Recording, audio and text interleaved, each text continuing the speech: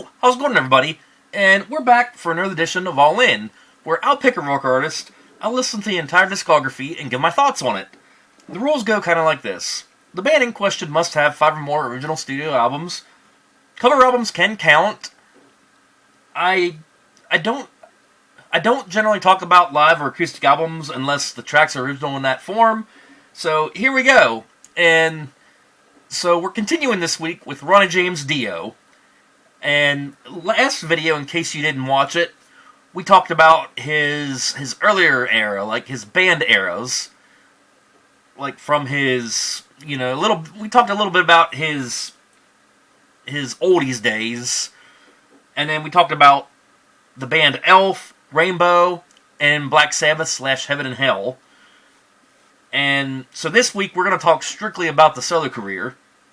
So, in his solo career, he has a total of 10 original studio albums, ranging from Holy Diver back in 1983, all the way to Master of the Moon in 2004. So, very, very long timeline here. So here we go, and I got like the greatest hits compilation. That's kind of what I've listened to for years, and then I started like downloading and buying more of his stuff as years went on. Of course, another compilation I got of his, the metal hits, is kind of like the more heavier stuff that he's done. So here we are in 1983. As I mentioned, he leaves Black Sabbath. Very same year, in 1983, Black Sabbath brings in Ian Gillan of Deep Purple as their vocalist for an album. Meanwhile, it's kind of like how Ozzy started off when he left his last band. Dio does the same thing here in 1983. He comes out with Holy Diver, launching off a very successful solo career. So here we go. We'll talk about Holy Diver here.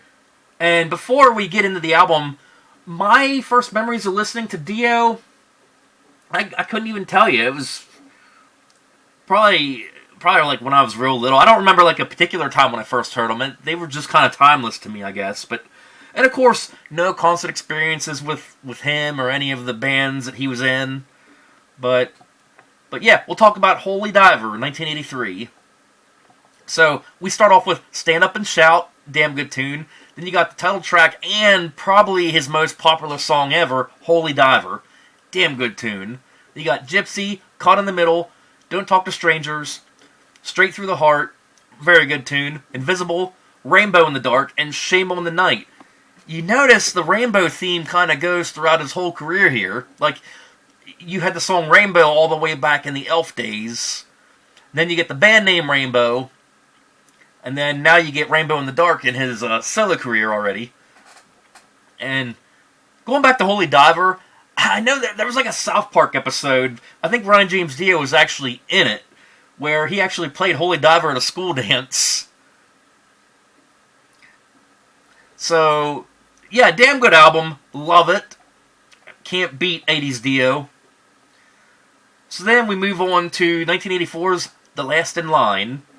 Very next year. So then we start off with We Rock, title track Last in Line, great song.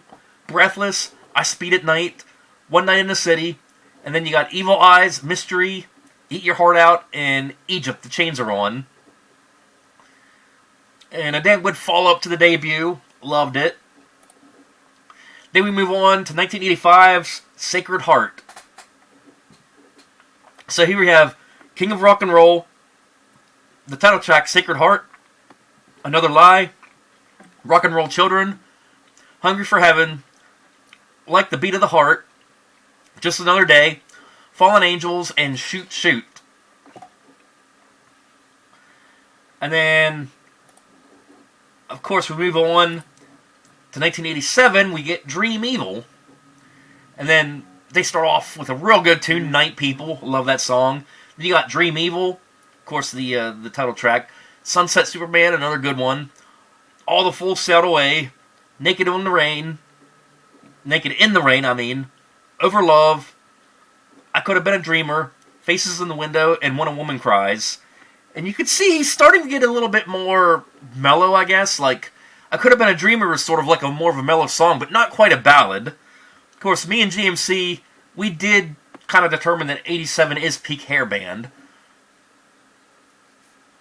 So then, moving on, we move on to the 90s. You have Lock Up the Wolves. Still some damn good artwork. That's what Dio's known for also. You get Wild One, Born in the Sun, Hey Angel, Between Two Hearts, Night Music, Lock Up the Wolves, and then you have Evil on Queen Street, Walk on Water, Twisted, Why Are They Watching Me, and My Eyes. And I wasn't really as fond of this album as I was the first four so far.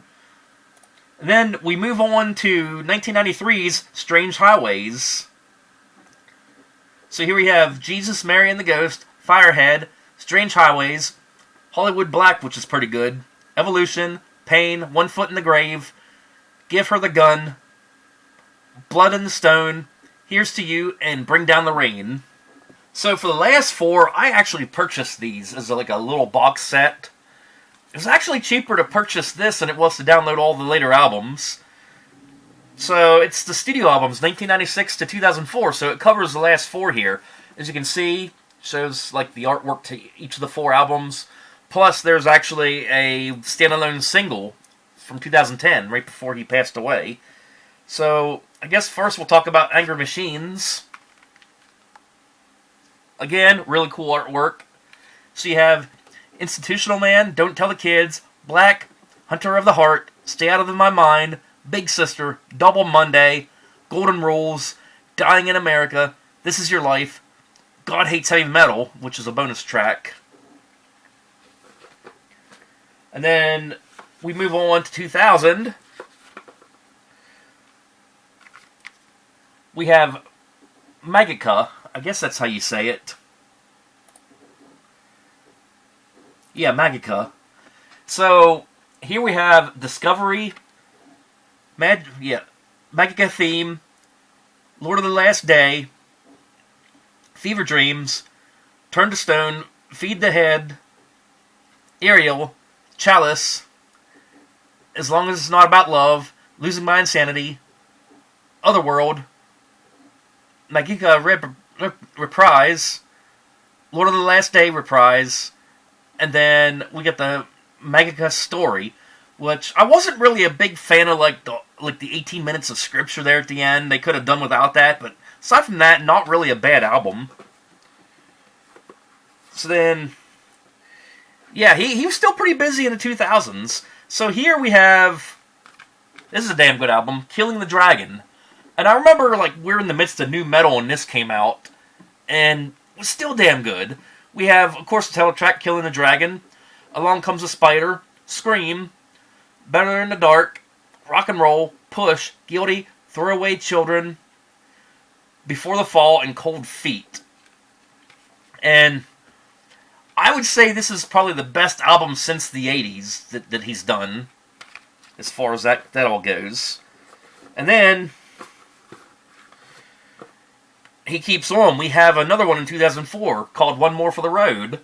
Of course, here you get the title track, One More for the Road. You get Master of the Moon, The End of the World, Shivers, The Eyes, The Man Who Would Be King, Living the Life, I Am, Death by Love, and In Dreams.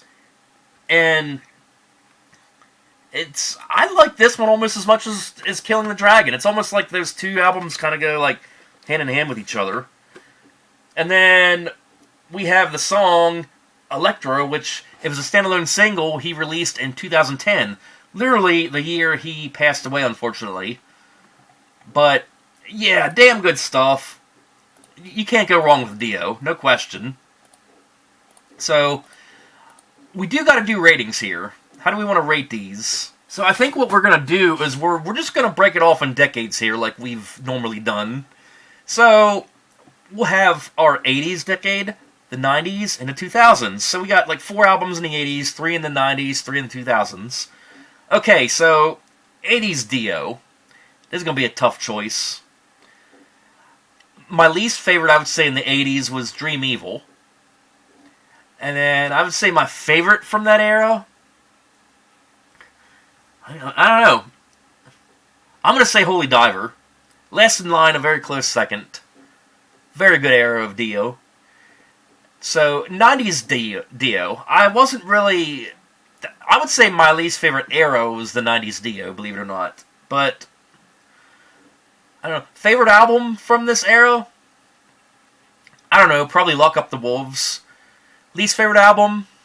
I would say Angry Machines.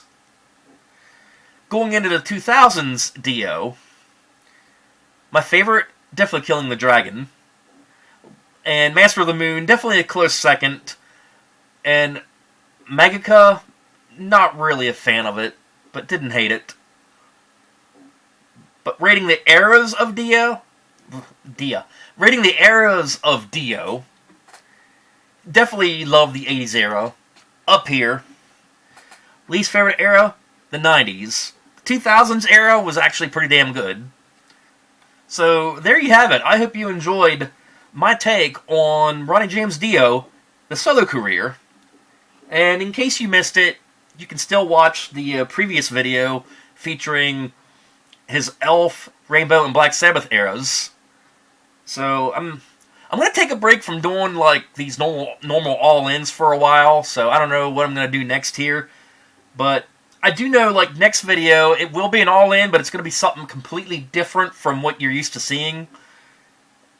So, yeah, find out what it is next time. And yeah, rest in peace, Dio. We definitely miss you. You definitely left your mark in heavy metal history, that's for sure. Definitely an icon. So yeah, we'll see you next time.